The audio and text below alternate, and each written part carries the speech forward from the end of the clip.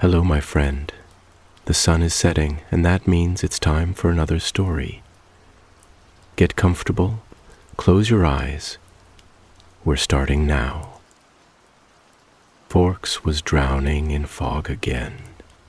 It curled through the trees like a memory left behind, pressing against windows and street lamps, turning the world pale and indistinct. Even the rain seemed quieter that morning, as if the forest itself were holding its breath. Bella stared out the kitchen window, her fingers curled around a mug of warm tea that she hadn't tasted. The clock ticked in the background, slow and steady. Edward was late returning from the hunt, though he'd promised it would be a short trip, just far enough north to quiet the thirst that never truly went away. And though she'd grown used to the rhythm of his comings and goings, today something inside her felt unsettled. She couldn't explain it. Just a sensation, like someone had opened a door in the back of her mind and let the cold in. Charlie had left for the station hours ago, and the house was too quiet. Even Renesmee was still asleep upstairs, her dreams tangled with lullabies and starlight. Bella almost envied her that kind of peace. There were no monsters in a child's sleep. Not real ones, anyway. She turned away from the window just as a low hum rolled through her chest, the subtle vibration of something ancient moving through the trees. A sound no human would notice. But she was no longer human. Bella's breath hitched. The silence had changed. She stepped onto the porch barefoot, letting the mist cling to her like fingers. She scanned the woods, half expecting Edward to appear with his usual easy grace, brushing the damp from his shoulders, his golden eyes crinkling with relief when he saw her. But it wasn't Edward. She saw her first, a figure among the pines, still, pale, watching. The girl couldn't have been more than 17 in appearance, though Bella had long since stopped believing faces told the truth about age. Her hair was dark as wet earth and fell to her waist in wild waves, heavy with rain. She wore no shoes, and her dress, thin, strange, almost from another time, clung to her like it belonged more to the air than her body. But it was her eyes that held Bella fast. They were silver, not light gray, not hazel, but the cold burn of moonlight over ice. And they were filled with something that made Bella's chest ache before she understood why. Loneliness. The kind of loneliness that could only come after centuries of silence. Before Bella could speak, the girl turned and vanished into the trees. Edward arrived 2 minutes later. "I saw her," Bella said as soon as his feet touched the porch. "She was here, a girl." He froze, his eyes narrowing. "Silver eyes," Bella whispered. The change in him was instant. His posture stiffened, his lips pressed into a line. And behind his golden gaze, something ancient stirred. A flicker of recognition, quickly masked. "Come inside," he said, voice low, urgent. Inside, the air felt thinner. The lights were too bright, the room too small.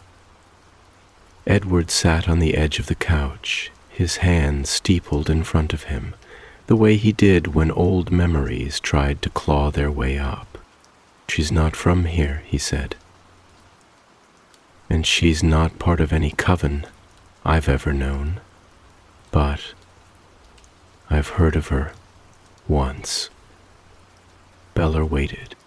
"They called her Aenor," Edward said at last. No surname, no record, just stories, whispers mostly. Some say she was the first vampire. Bella blinked. I thought, Arrow, Marcus, Cius, weren't they old? Yes, ancient. But even they had mothers, fathers, people who remembered their beginnings. He looked up at her then. No one remembers Aenor being created, just that one day she was there, walking through the ruins of a city long turned to dust. A chill crept down Bella's spine. She's not part of the Volturi? She asked. Edward shook his head. They feared her, or pretended not to, it's unclear.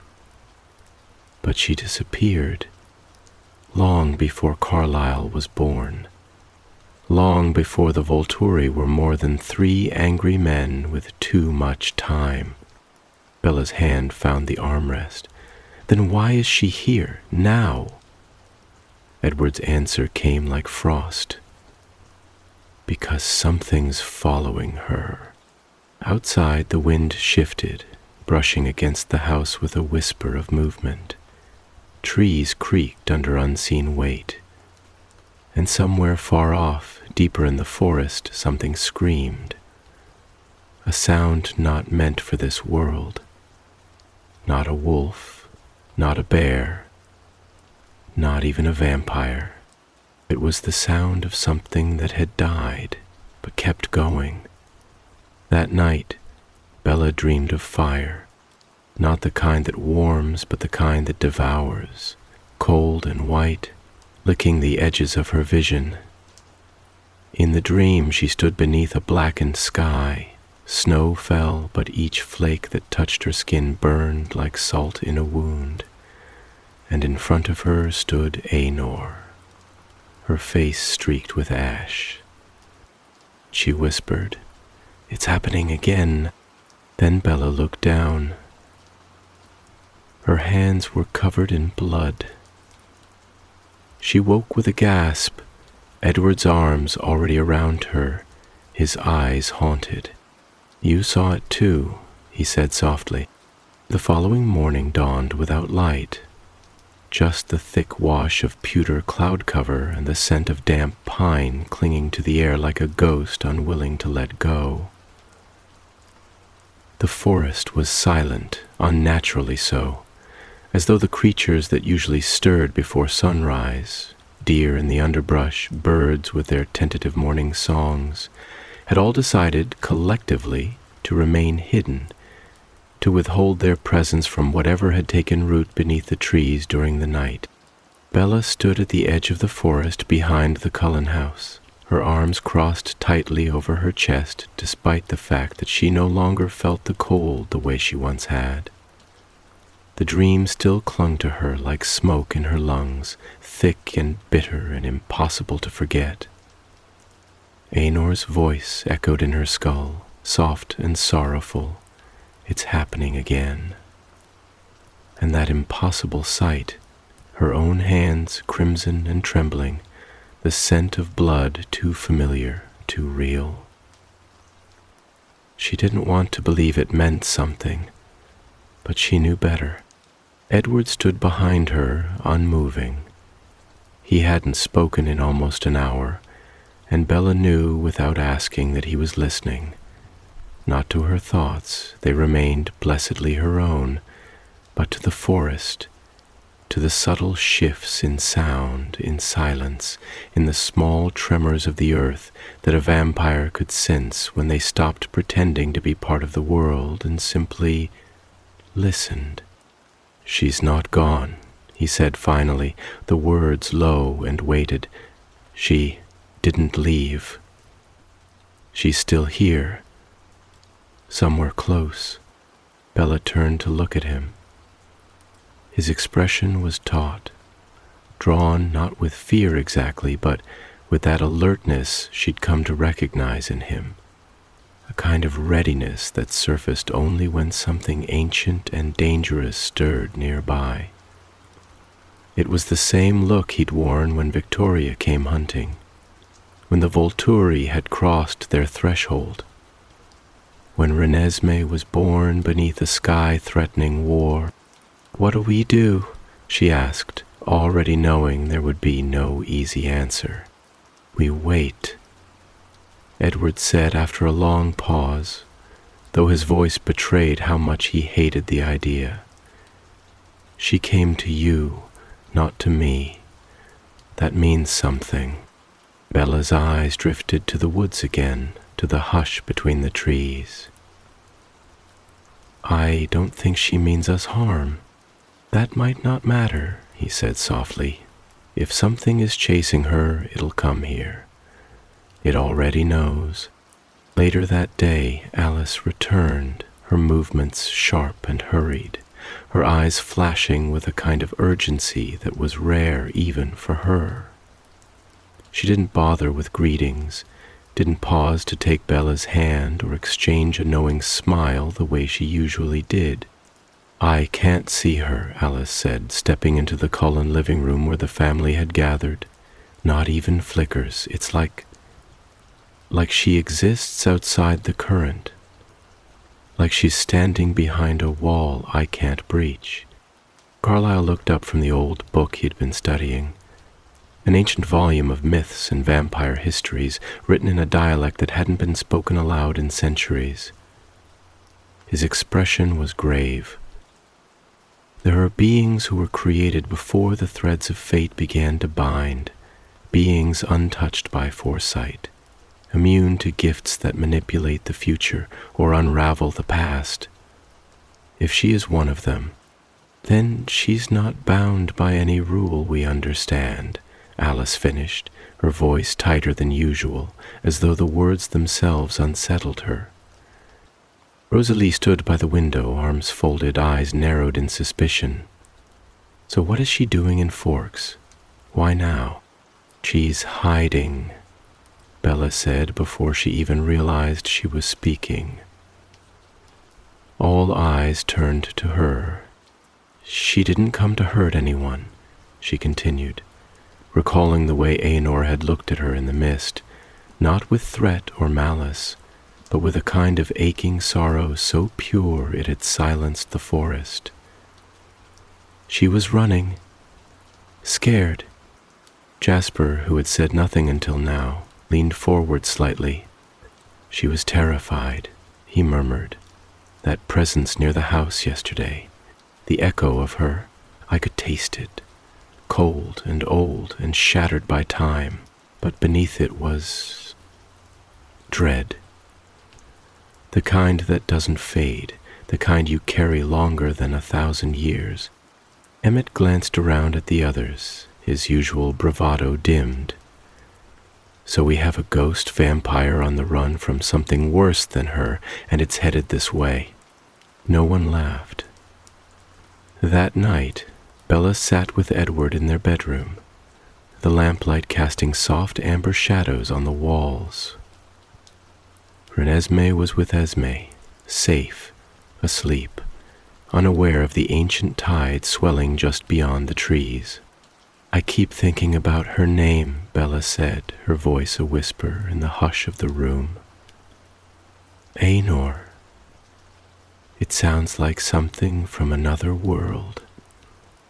Edward traced slow circles on the back of her hand. "It is. She doesn't belong in this time, Bella. She was made in a world we no longer remember." Bella turned toward him, her voice barely audible. "Do you think she remembers it? All of it?" Edward hesitated, then nodded once. "Yes, every century, every face, every loss. When you live that long, memory becomes something different. Not a stream, but a sea." Outside, the wind picked up, dragging the fog back through the trees with a restless sigh. And in that moment, they both felt it. Like a breath on the nape of the neck, a ripple in the veil.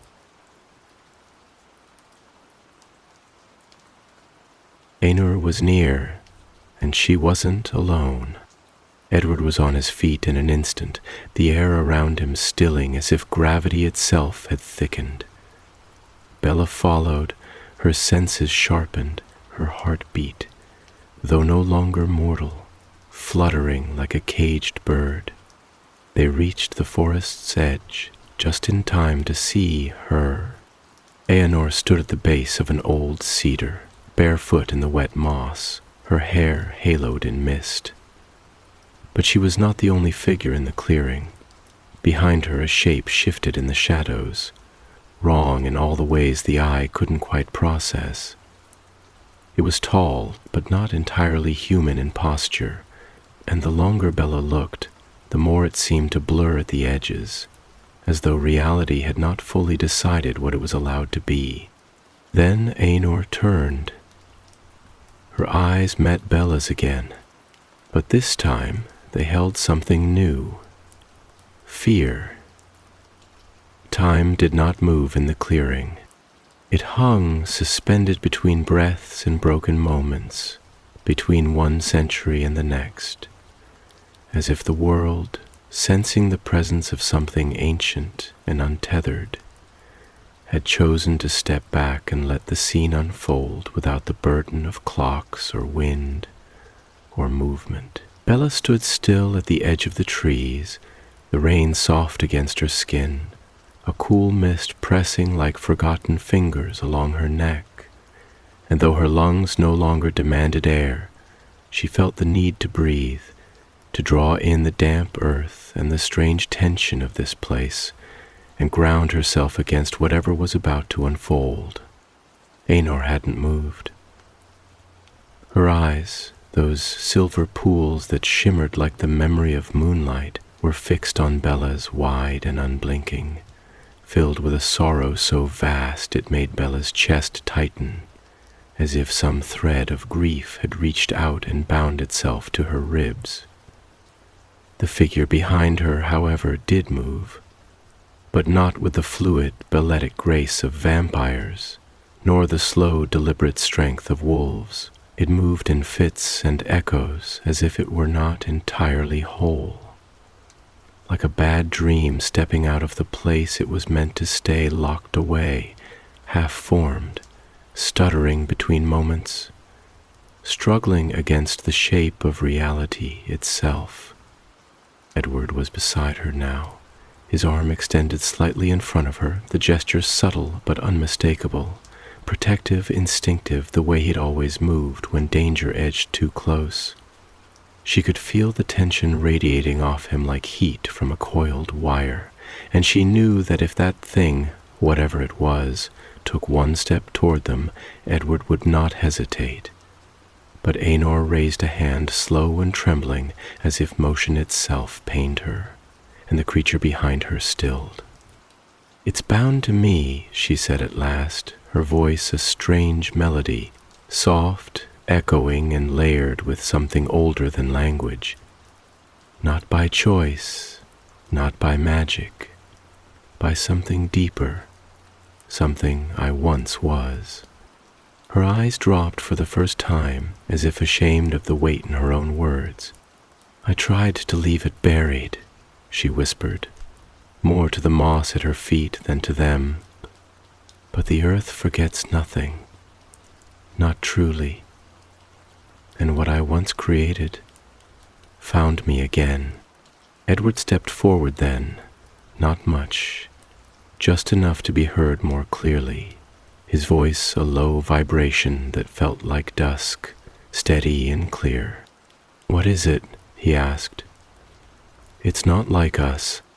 "No," Ainur said, and the rain curled more thickly around her shoulders, the mist drawn to her body like veils wrapping a statue. "It is not like anything, not anymore. It was born in the time before time, when the rules were not yet written, when we were all just shadows learning to feed." Bella watched her closely, her mind trying to translate the meaning beneath the metaphor. "You created it, in a way," Aenor said, her voice flattening. I fed it with my fear, with my rage, with the pieces of myself I tore out when the centuries became too long and silence became too loud. I thought I could trap it, forget it, but it's not a memory. It's hunger. Edward's voice grew colder. Why come here? Why now? Aenor's eyes lifted again, meeting his, and in them was a reflection of something Edward rarely saw. Recognition. Of pain. Of eternity. Because you are the last ones who still believe in choice, she said. And I needed to remember what that felt like. Bella stepped forward then, unable to remain still any longer, her voice stronger than she expected. What do you want from us? I want you to remember me, Aenor replied. Not the stories, not the rumors, me. Before I am erased.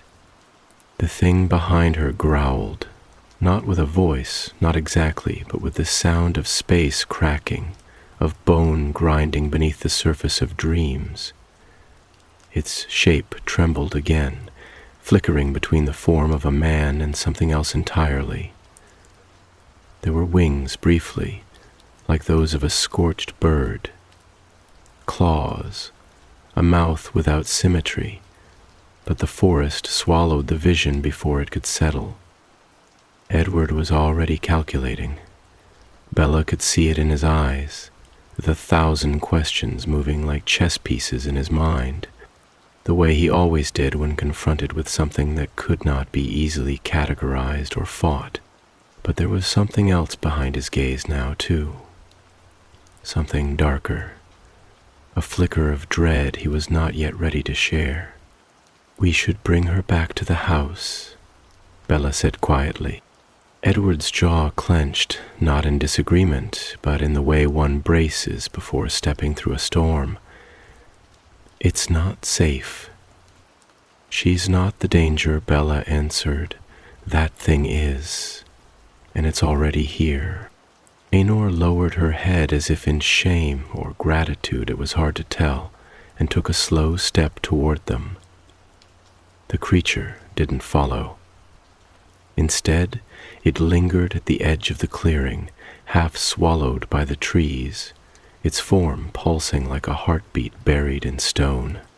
As the three of them moved together toward the Cullen house, Bella couldn't shake the feeling that they were walking not toward safety, but toward a story that had already been written, long before any of them were born. That the forest remembered it, that the rain had been waiting for its return. Inside the house, light met them like a question. Esme stood waiting in the foyer, her hands loosely clasped in front of her, her face calm but alert. Carlyle stepped forward, the light catching on the silver at his temples, and when he looked at Aenor, something ancient passed between them. A silence shared only by those who had lived long enough to recognize grief at first sight. You're real, Carlyle said softly, not with awe but with quiet understanding. I always hoped you were just myth. I was, Aenor answered. But myths bleed when you stab them deeply enough. Behind her the creature did not enter. It stood at the boundary of the Cullen property like a dog chained to a memory, its form trembling at the edge of being. As the family gathered, Bella took Renesmee upstairs. She didn't want her daughter near whatever history had been dragged out of the dark. As she tucked the sleeping child beneath her quilt, Bella paused and looked out the window, watching the fog creep along the ground like something hunting its name. And then she heard it, soft at first, then rising in her blood, a whisper. Her name, Isabella. She turned sharply, but the room was empty. Night in Forks had always carried a kind of quiet that wasn't found in cities or deserts or even mountains. It was the quiet of layered things, of moss and thyme and 1,000 secrets growing beneath bark and loam, the kind of silence that made the stars feel heavier, more distant, as though they were not lights but the remnants of forgotten promises burning at the edges of reality. And tonight, that silence was heavier still, thicker, as though the trees themselves were pressing inward, listening with breathless stillness to what unfolded inside the Cullen house. Listening not with ears, but with roots, and wind, and memory. Aenor sat in Carlyle's study, her hands resting in her lap like pale birds carved from marble, unmoving except for the occasional twitch of her long fingers, as though some echo of tension still passed through her, despite the stillness of her body. The light from the old lamps above cast a soft golden hue against her skin, but it made her look no warmer. She was lightless, not in the way of vampires, but in the way of ruins, like a cathedral long since abandoned by its saints, still standing, still sacred, but empty of the fire that once gave it meaning. The Cullens watched her carefully, each from their corner, their perch, their unspoken circle of observation, each expression different, but united in one emotion that none of them dared voice aloud: uncertainty. It wasn't the kind they were used to, not the kind that came before battles or decisions, but the kind that came when you stared into the abyss of something too old, too vast, and realized it was staring back with eyes that had stopped blinking long ago. Aenor hadn't spoken much since entering. She had merely looked around the house, quiet, slow, reverent, as though she was remembering it, not discovering it, as though every wall and window was familiar, like the faded edges of a dream she had once lived inside but could no longer fully enter. Carlyle had finally broken the silence, his voice as gentle as old paper, as patient as the physician he had always been, even before hospitals and medicine had found names for the pain he treated. "You said it's bound to you," he had said, without judgment, without fear, only the endless curiosity of a mind that had spent 300 years learning how to ask the right questions. "The thing in the forest, what do you mean?" Aenor had closed her eyes, and when she opened them again, the silver inside them shimmered like starlight through water. "I wasn't always like this," she said, and her voice carried that strange harmony again, as though she were speaking not with one voice, but with the echoes of all the selves she had ever been. "I was born long before the world turned its face toward the sun, in a place where blood was not hunger but inheritance, where we were not predators but watchers, keepers."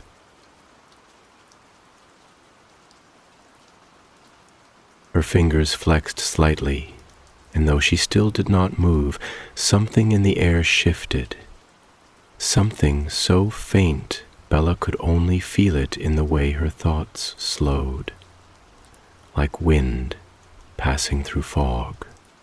"There was another," Aenor continued, "a twin, though not by birth. We were shaped by the same hand, molded in the same breath. He had no name or too many, depending on which century you asked. I called him Veer. The name felt wrong in the air, like a note that didn't belong in the key of the room, and Edward flinched almost imperceptibly beside her, as if the syllables themselves had scraped across his thoughts like broken glass.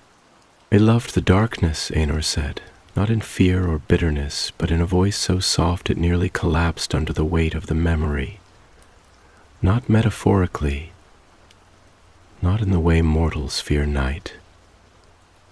He loved the nothingness, the absence, the undoing of things, and when he learned that blood could carry more than hunger, when he tasted memory in it, he became something else. She looked down at her hands. I bound him in a place between worlds, between death and dream. I thought I'd buried him where even time would forget, but something woke him. There was silence then, long and saturated. It stretched until the rain outside had changed from a mist to a steady hush against the windows, and still no one spoke, because there was a kind of gravity in her words that pulled speech out of the room, as if every phrase left unspoken was safer that way. It was Jasper who finally asked, in a voice stripped bare of anything but truth, "What woke him?" Eeyore lifted her eyes, and this time they were filled not with sorrow, but with something colder. "You did." The words dropped like stones into still water. A shiver moved through the room, not physical, but something older than instinct, and Bella felt it in her spine, in the way her memories curled inward around her like an animal bracing for a storm it couldn't outrun. "The day Renesmee was born," Eeyore said, her voice distant now, drawn from somewhere beyond the walls. A threshold was broken, life wrapped inside death, blood that does not belong in any book. That child is not unnatural, but she is impossible. She is a song that has no composer. And in the echo of her birth, Vere heard something familiar. Rosalie, who had been silent until now, stepped forward slightly, her eyes hard, protective, fierce. "She is not a threat." "She is not," Honor agreed softly, "but she is a doorway, and Vere remembers doors." Edward was quiet, but Bella could feel the war in him, the impossible tension of fatherhood and fear, of logic and instinct, of knowing too much and still not enough. His love for Renesmee was a fire that nothing could dim, but she could see it in the way he stared at Eeyore now. He knew this wasn't a warning. That night, after the house had fallen into a hush of scattered thoughts and unsaid words, Bella stood in Renesmee's room, watching her daughter sleep beneath the curve of starlight that pressed faintly through the high windows. The child's breathing was slow, even, unaware, and yet Bella couldn't stop seeing the image Eeyore had placed in her mind. A child's birth echoing across a timeless place, waking something that should have remained forgotten. She reached out, brushing a strand of copper hair from Renesmee's face, and for a moment the world narrowed to just this small miracle who had changed everything. Behind her, Edward stepped close, wrapping his arms around her waist, his chin resting against her shoulder. "She doesn't know," Bella whispered. "No," he said, "and we won't let her. Not yet." Bella turned slightly in his arms. "But if this thing, if he's awake because of her..." Edward's voice was steady, but the muscle in his jaw twitched. "Then we remind him who we are." And for the first time since the fog had returned to Forks, Bella smiled. Not out of comfort, but out of defiance. Because love, she knew now, was not the absence of fear. It was the choice to stand anyway. Even when the past came crawling home, the forest that surrounded the Cullen house had always breathed with a kind of ancient patience, its towering firs and moss-laden cedars murmuring in voices only the wind could hear.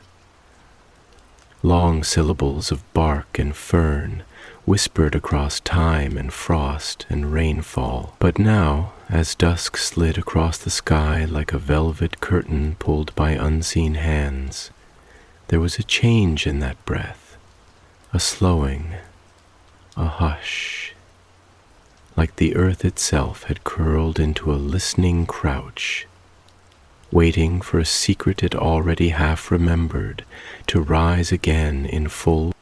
The sky above Forks darkened in silence, not the swift kind of darkness that fell when storms rolled through, but something more gradual, more deliberate, like ink spreading across parchment, soaking the clouds with violet shadows that clung too long, and light that surrendered too easily. The stars, when they came, were thin and wan, like old bones beneath skin, and Bella stood beneath them alone in the clearing behind the house, her hands buried in the sleeves of Edward's sweater, her thoughts trailing backward through centuries she had never lived, but now carried like inherited echoes in her blood.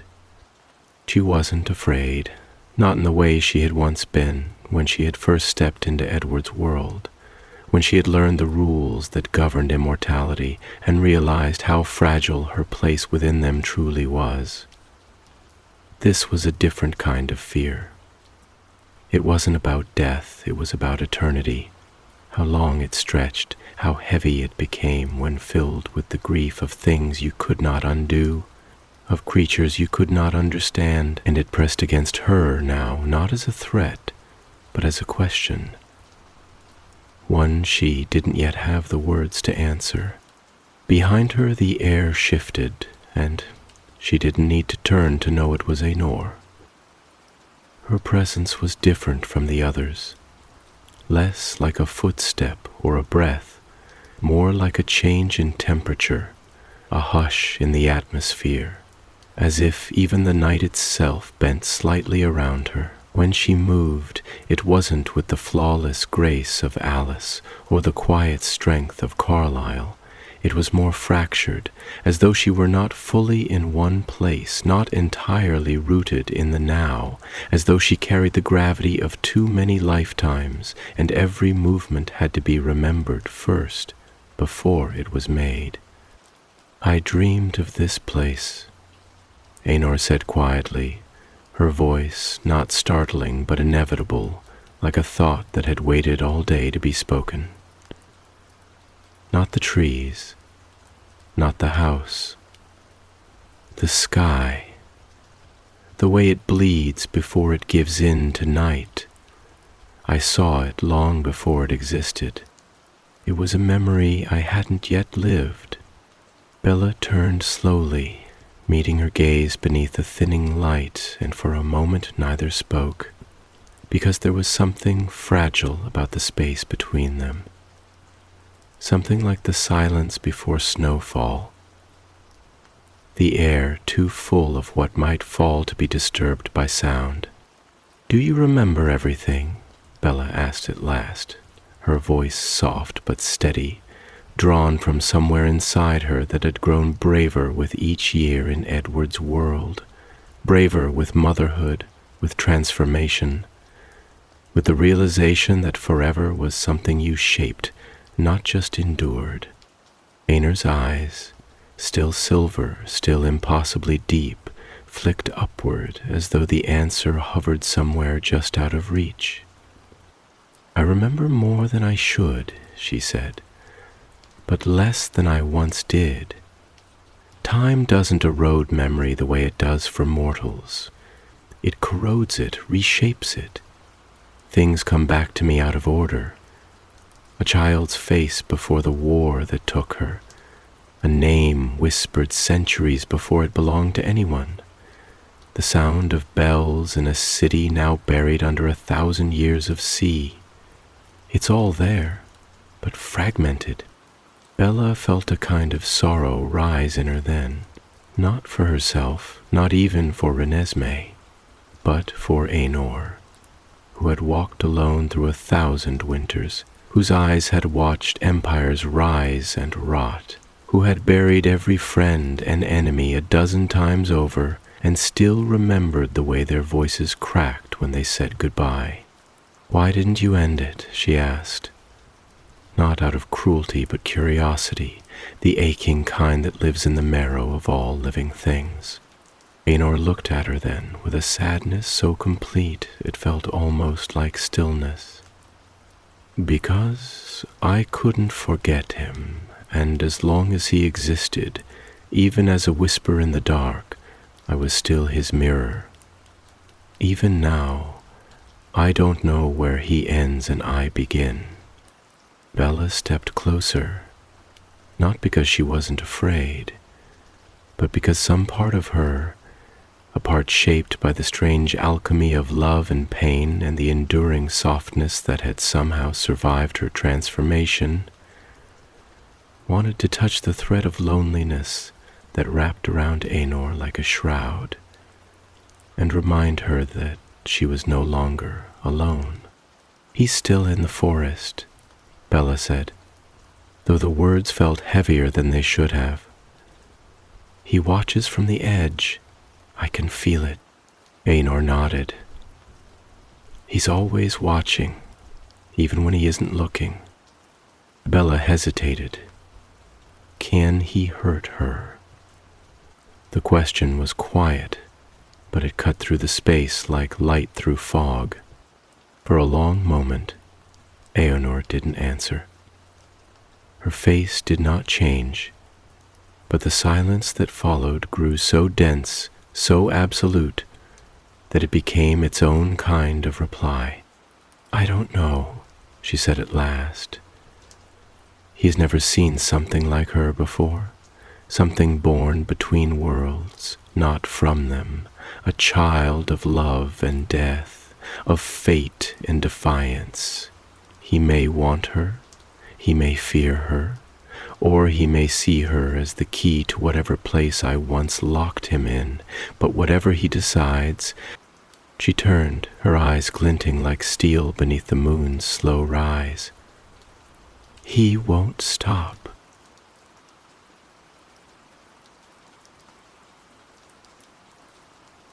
Back inside, Edward stood in the doorway, his figure backlit by warm light, but his face held no warmth. He had heard everything, of course he had, and the look in his eyes was not just fear. It was a resolution being sharpened. "She's our daughter," he said, not to Aenor, but to the darkness beyond the trees. "And I'll burn down heaven before I let him touch her." Aenor looked at him with something like understanding, not agreement, not challenge. Just the quiet recognition of someone who had once said something similar, long ago, in a time that had collapsed under the weight of its own eternity. "He'll come for her," she said. "Not with fire, not with war, but with memory. With the things you buried to survive."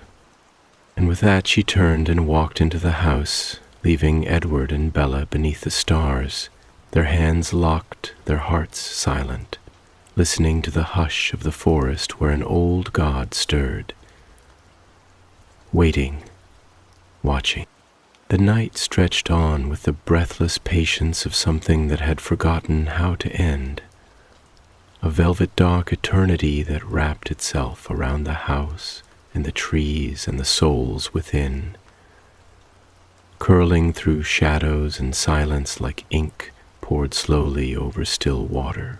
The hours passed, but they left no mark, no change in the light, no new sound to pierce the hush, only the deep, thudding awareness that something old and unforgiving was drawing closer, not in distance, but in memory, in consequence, in inevitability.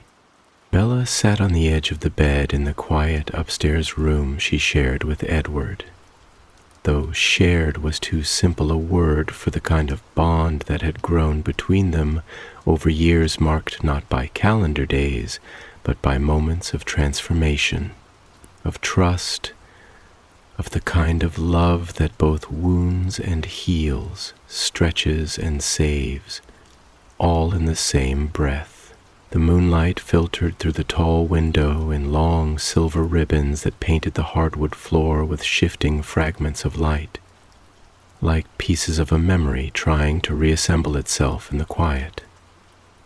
The window pane fogged slightly from the difference in air, though she no longer breathed in the human way, and outside the wind moved through the trees with long, aching sighs, as if the forest itself were grieving. She hadn't spoken for some time. Edward sat beside her, his hand loosely intertwined with hers, and though neither of them moved nor spoke, there was something in the silence between them that felt more articulate than any language, something that pulsed with shared knowing, with fear neither wanted to give voice to, and with that old, beautiful ache of having found someone who understood your silences more than your words.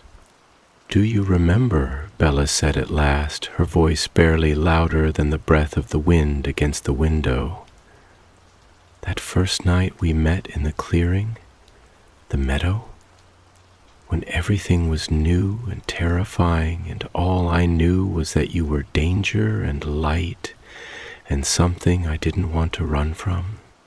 Edward turned slightly, his gaze resting on her, and even now, after everything, after immortality and war and parenthood, there was still that quiet astonishment in his expression, that trace of disbelief that she had chosen him, that she had stayed. "I remember thinking," he said slowly, "that if you were brave enough to step into the dark, then I had to be brave enough to let you." Bella's voice was steadier now, but laced with something deeper, grief maybe, or the realization that all beautiful things came with a cost. "I wonder if Aenor ever had that, a moment like that, before everything went wrong." Edward didn't answer immediately. He looked down at their joined hands, and for a moment the quiet between them changed. It became heavier, more intimate, like a breath held between two heartbeats. "I think she did," he said at last, "but I think she outlived it. And now she's spent so long surviving that she's forgotten how to remember anything else."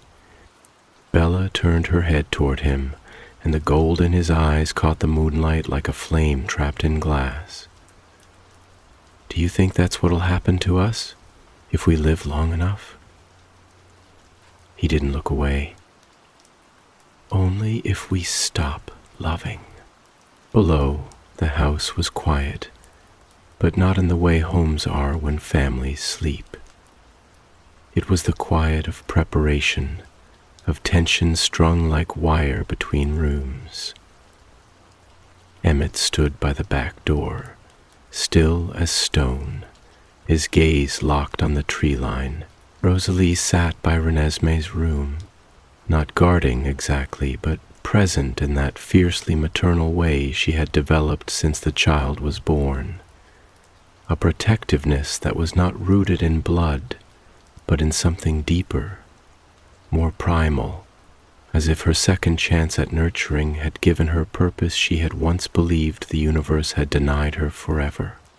Carlyle remained in his study, poring over ancient texts that had not been touched in centuries, fingers tracing symbols that had long since fallen out of language, searching not just for answers, but for a shape to the darkness that now hovered like smoke over them all. Alice had gone silent, her visions clouded with static, her gift muffled like sound under water, and Jasper watched her with the desperate stillness of someone used to sensing the shape of battle before it ever arrives, and terrified now of a fight he could neither see nor feel coming. And Aenor. She stood in the garden barefoot on the cold stone path, her figure barely visible through the glass.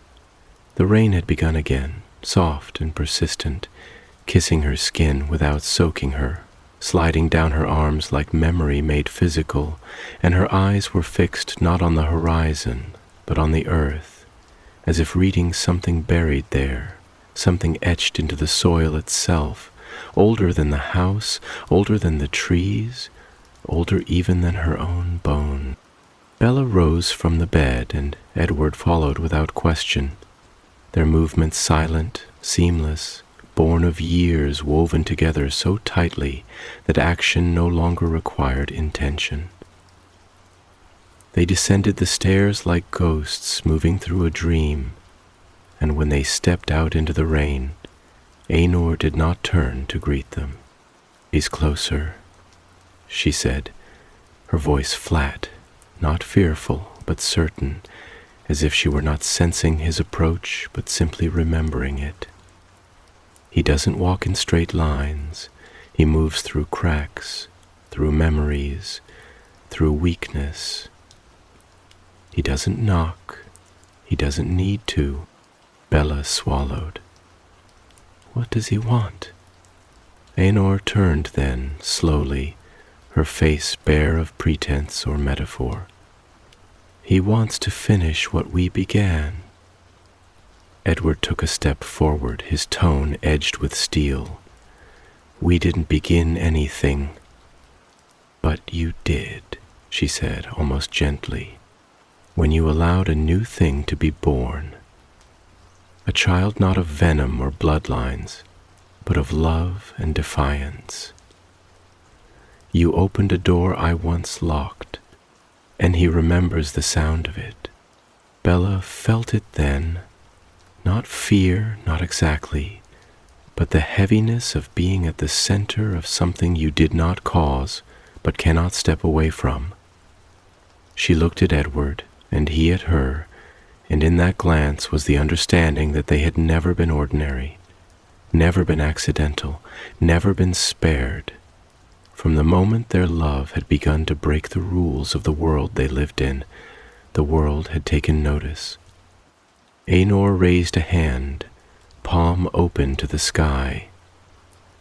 Rain pooled in the center of her hand like a mirror. "I'll face him," she said, almost in a whisper, "but I cannot win. I'm not whole anymore." Bella took a slow step forward. "Then you won't face him alone." There was no fire in her voice, no drama, only the simple, steady courage of someone who had died once for love, and would do so again without hesitation.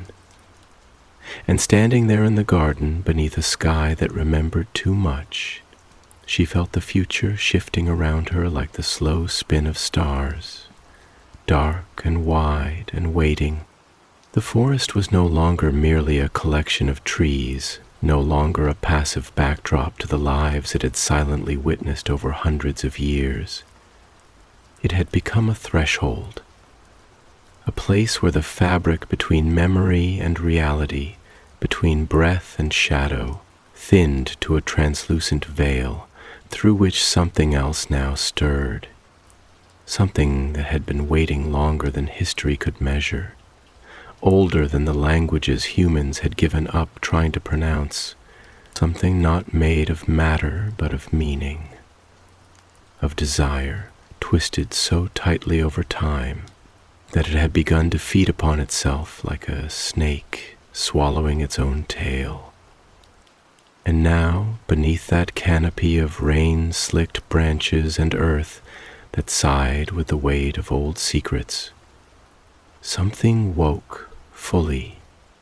It began not with a roar, not with violence, but with silence, absolute silence, a quiet so dense it pressed against the lungs, flattened sound before it could form, made even the nocturnal animals of the forest retreat, their instincts far sharper than their intelligence. One moment there was wind, soft and chilled, threading through the trees like the breath of some sleeping god, and then as if someone had flipped a switch inside the soul of the woods. The air stilled completely, like time itself had turned to stone. And in that silence, the ground began to hum.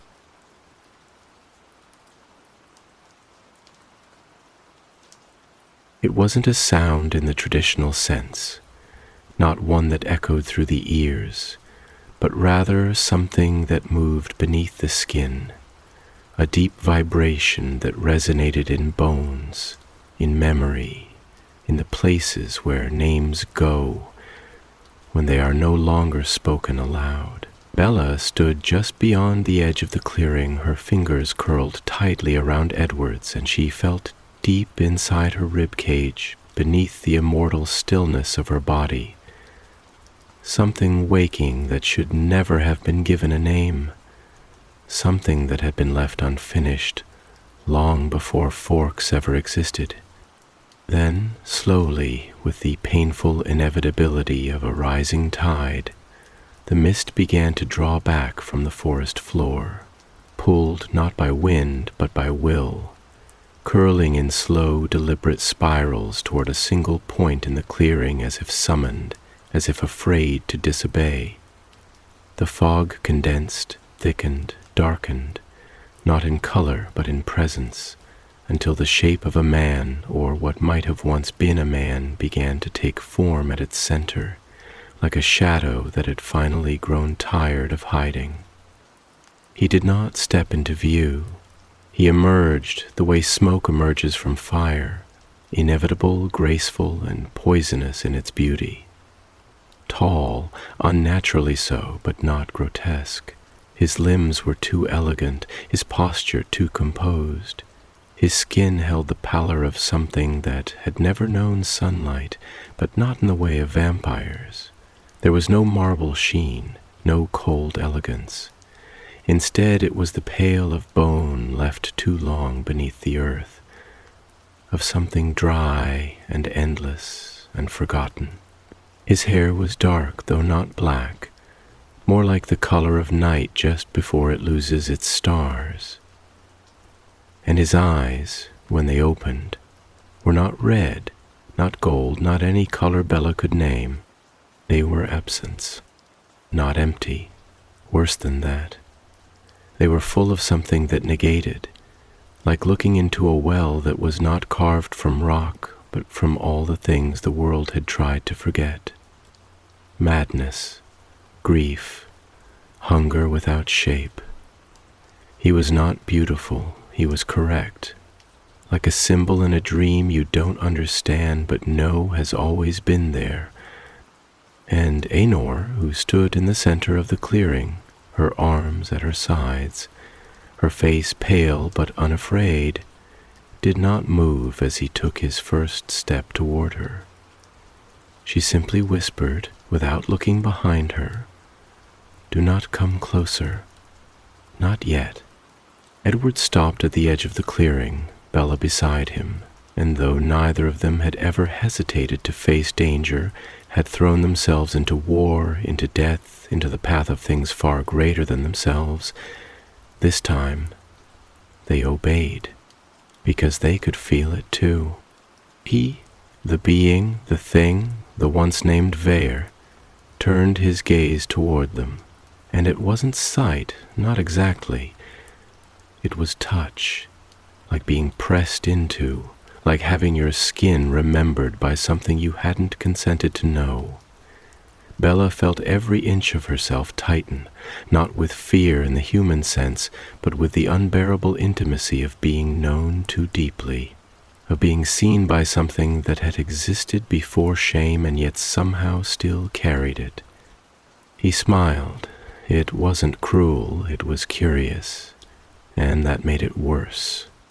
"So," he said, and his voice was layered. One voice over another, the tones out of sync, like a choir of echoes repeating the words a second too late. "This is the thing you feared I'd touch." He looked past Edward, past Bella, toward the house, toward Renesmee.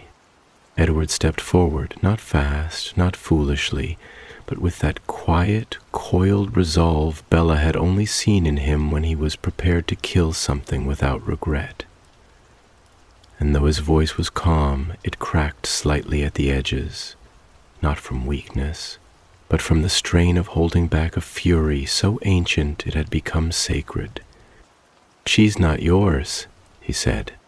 "No," Vere agreed. "She is no one's. That is her beauty." Aenor turned then, fully, and for the first time since her arrival there was something fierce in her, a light that burned not like fire, but like frost, cold, absolute. "She was never part of this," she said. "I broke you, not her. Leave her out of it." Vere smiled again, and something in the trees groaned, as though the bark was cracking under the pressure of his presence. "You didn't break me," he said, walking slowly now in a wide arc, not toward the house, but around Aenor, watching her as one might circle a long-lost sculpture unearthed from the ruins of a buried city. "You completed me. You gave me edges. It was agony, yes, but it gave me form. Do you know what it is to be formless for centuries, to dissolve into time, to forget the shape of your own name?" Aenor's voice was steady, but her hands trembled. "I made you stop, that was all. And now I begin again." At that Edward moved, but not in violence. He stepped to Aenor's side, slowly, deliberately, and Bella, heart clenched but unwavering, did the same, so that the three of them stood together in the center of the clearing, no longer predator and prey, no longer ancient and new, but simply choosing, defying whatever fate this creature had tried to place upon them. And Vere laughed. It was a low, surreal sound. Not joy, not mockery, but recognition. "You would shield her?" he asked. Bella raised her chin. "We already have." His smile faded, just slightly, and in that moment the mist thickened, the wind returned, and the earth seemed to shudder with something that wasn't quite tremor, wasn't quite warning. It was memory, returning. Aenor whispered, "He's trying to open the gate again." Edward's eyes darkened. "What gate?" But Aenor was already reaching into the folds of her coat, pulling from it something small, wrapped in faded velvet the color of dried blood.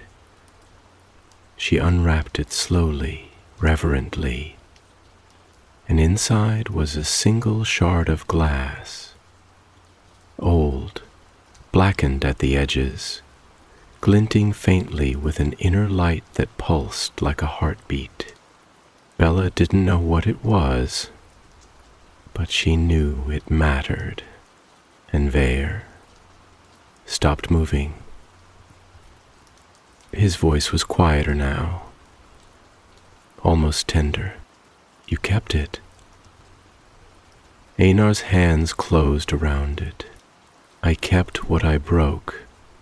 The clearing held its breath, not just in the metaphorical way of stillness, but in the way of sentience, as though every drop of rain suspended mid-air, every leaf pausing in its descent, every grain of soil vibrating with a knowing anticipation that the balance of something sacred and ancient was tipping. There was no wind, no bird song, not even the distant murmur of water moving through unseen brooks.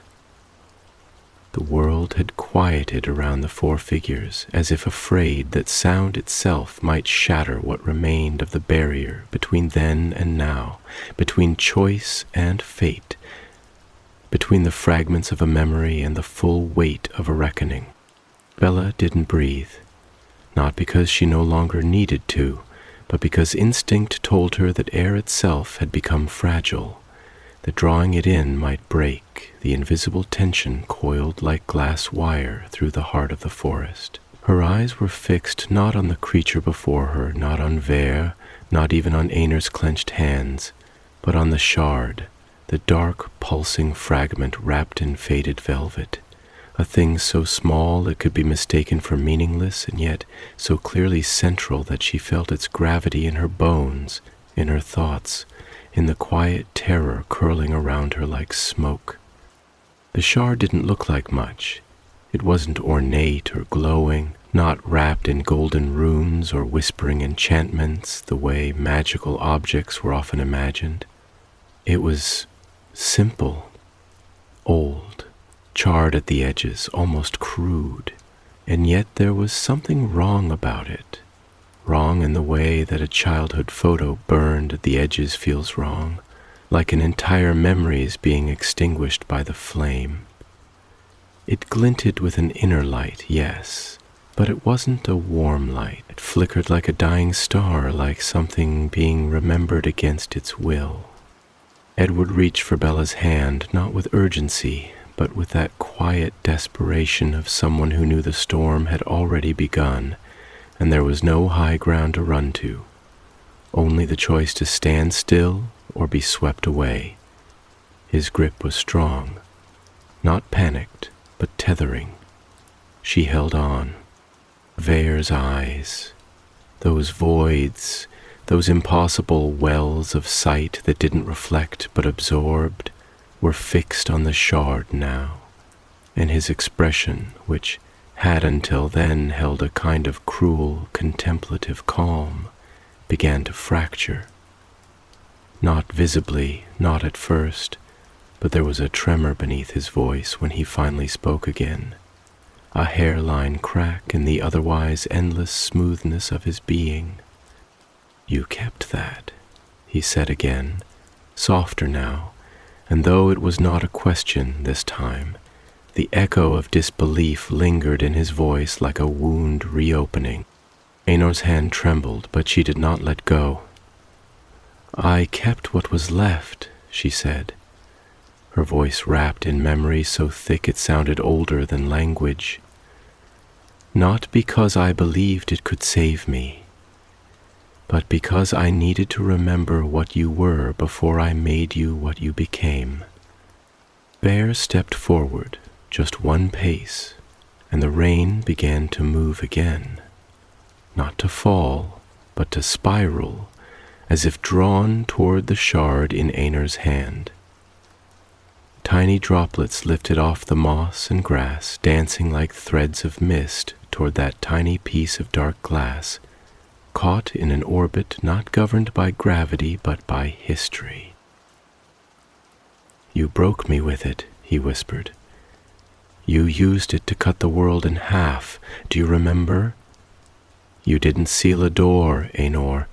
You slit open a vein, and everything that bled out became me."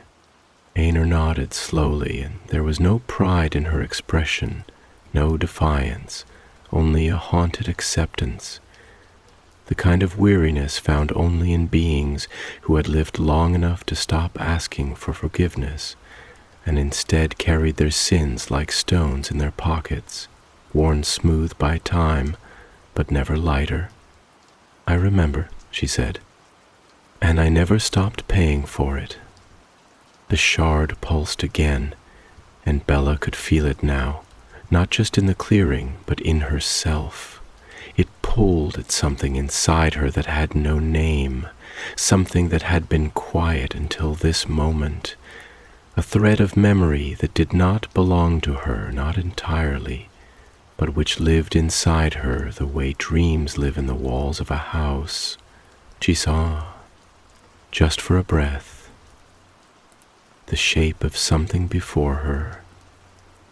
Not a vision, not a prophecy, but a memory that was not hers. A city of stone swallowed by sand. A voice crying out beneath a broken moon. a face that might have been Aenor's and might not have, reaching toward something in the dark and saying, "Not yet, not again." Then it was gone. Bella gasped, and Edward turned instantly, searching her face for pain, for fear, for anything he might stop with his body, with his will. "I saw," she murmured, but the words wouldn't form, as if speaking them would root them too deeply into the world. Weir smiled, and the forest bent slightly inward. "She remembers," he said, "even if she doesn't know what." And then he turned his full attention to Bella, not in attack, not in hunger, but in awe, and somehow that was worse. "You were not meant to be," he said to her, slowly, reverently. "You were a crack, a slip in the pattern, a mistake in the rhythm of fate. And yet you breathe, you walk, you chose." Bela stepped back just slightly, but Edward moved with her, between her and Weir, as if no ancient force could pass through the space carved by his love. "I won't let you touch her," he said, and though the words were quiet, they rang through the clearing like iron striking stone. Weir did not flinch. "I don't need to touch her. She is already part of the song." That was when Aenor moved, her hand lifting, the shard held out between herself and Weir, not like a weapon, but like an offering, or perhaps a reckoning. "Then take it," she said. "Take what I saved, take the last piece of yourself, and choose what you become next." Weir looked at the shard, and for a moment, just one long, aching moment, he was not terrifying, he was not vast, he was not a god walking in the skin of memory. He was torn, and in that flicker of hesitation Bella saw it, what Aenor had always seen, that once, long before language, long before pain, Weir had been something whole, something possible, and that whatever he had become had begun as a choice, or the absence of one. But now, standing in the center of the clearing, the shard between them like a needle on which the fabric of the world trembled, Weir reached out. Fingers hovered just above it, and the clearing screamed, not with sound but with memory, with all the voices that had ever begged for mercy, all the moments that had ever fractured into regret, all the names shouted in despair across oceans and centuries. The trees bent, the sky cracked, the world tilted, and Renesmee, far away, asleep in her bed, woke. She sat upright in the darkness and whispered a name she had never heard, Weir. In the moment after Renesmee whispered his name, a name that did not belong in her young mouth, that did not come from fairy tales or bedtime songs, but from a place far older and darker and deeper than any child should ever glimpse, the house itself seemed to react, not with the cracking of walls or the flickering of lights, but with something more subtle, more profound. A hush passed through it, a soft implosion of air, as though every room held its breath at once, as though the architecture, the glass and wood and stone understood that something had shifted, that the smallest voice had just been heard by something that had waited lifetimes to be remembered. She stood barefoot on the wooden floor, the hem of her nightgown brushing her ankles, her curls heavy with sleep and starlight, her eyes wide, not with fear, but with that unblinking stillness that only children possess when they are listening to something adults have forgotten how to hear. And in that stillness, her hand moved, just once, reaching toward the window as if to touch the dark. Down below, in the clearing, the shard hovered between Aenor and Vere, glowing now not with light but with meaning, pulsing not like a heart but like a wound that refuses to close. It vibrated with every memory that had ever been buried, every secret that had been whispered to trees, every sorrow that had gone unspoken but not unfelt. And Vere, who had once been formless and terrible, now stood on the cusp of a choice. The same choice he had been denied, or had refused, so many lifetimes ago. To remember or to devour. He stared at the shard as if seeing not an object but a mirror, a piece of himself untouched by time, uncorrupted by rage. His hand trembled above it, and in that trembling there was something heartbreakingly human. And for one suspended breath of eternity, Bella thought he might choose peace, might take the fragment of what he once was and retreat into some forgotten dimension of silence, leaving the world untouched, unburned. But then, a cry, not from the clearing, not from the forest, but from Renesmee. It wasn't loud. It wasn't even frightened. It was her name, spoken with certainty. Mama. And Bella ran, faster than breath, faster than wind, faster than the rain that had begun again, running not as a predator but as a mother, as a storm wrapped in skin, with Edward beside her in a blur of desperation, their feet barely touching the ground as they reached the house just as Renesmee appeared at the top of the stairs, her small form bathed in moonlight that should have felt gentle but now struck her like prophecy. "I saw him," she said quietly. "He was lonely."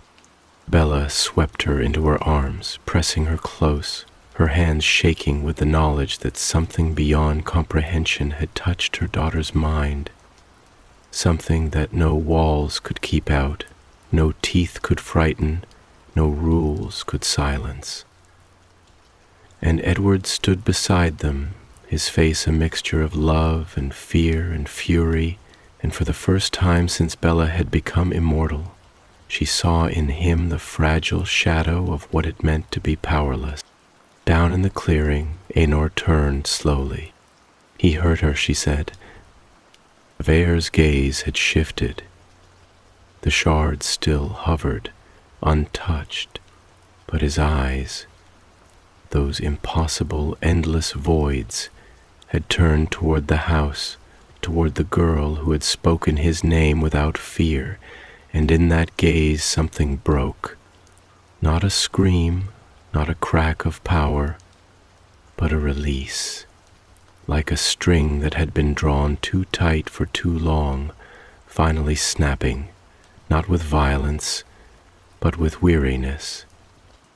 "She is not yours," Aenor said, stepping closer, her voice no longer soft, but firm, a voice shaped by centuries of silence and now reborn in resolve. "She is not mine.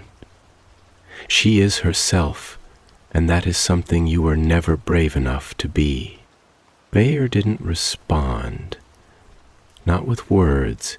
He lowered his hand, and the shard fell, not to the earth, not to break, but to vanish, dissolving in a slow shimmer of shadow and starlight, disappearing as though it had only ever been a memory forced into form.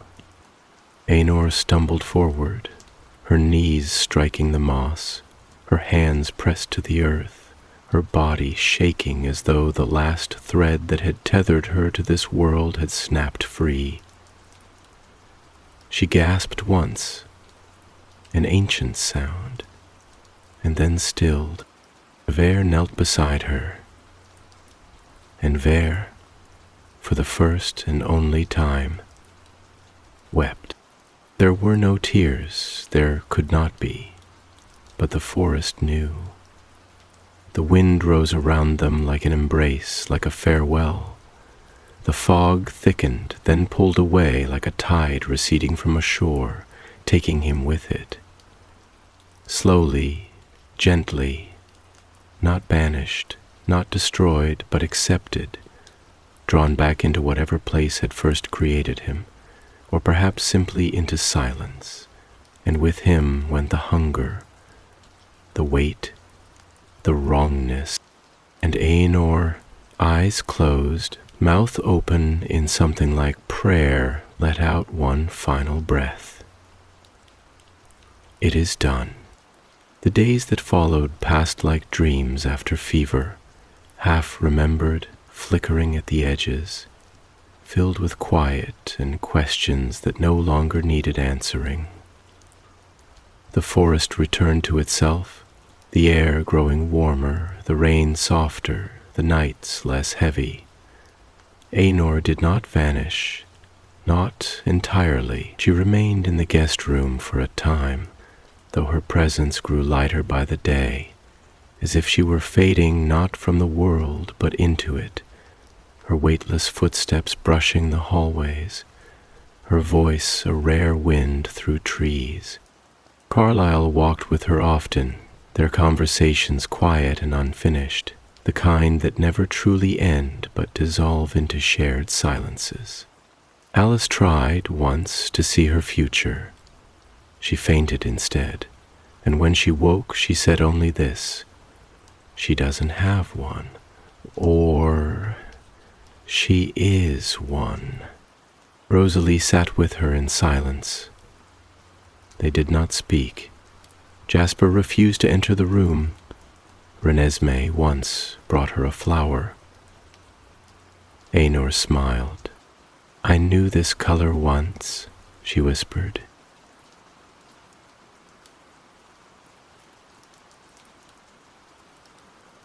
And then, one night, she was simply gone.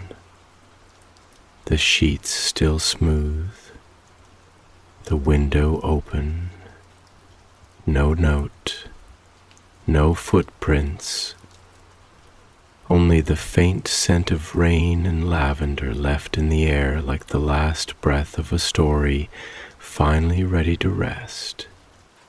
The years would pass, and they would carry the memory of her like a whispered name carried through the roots of trees.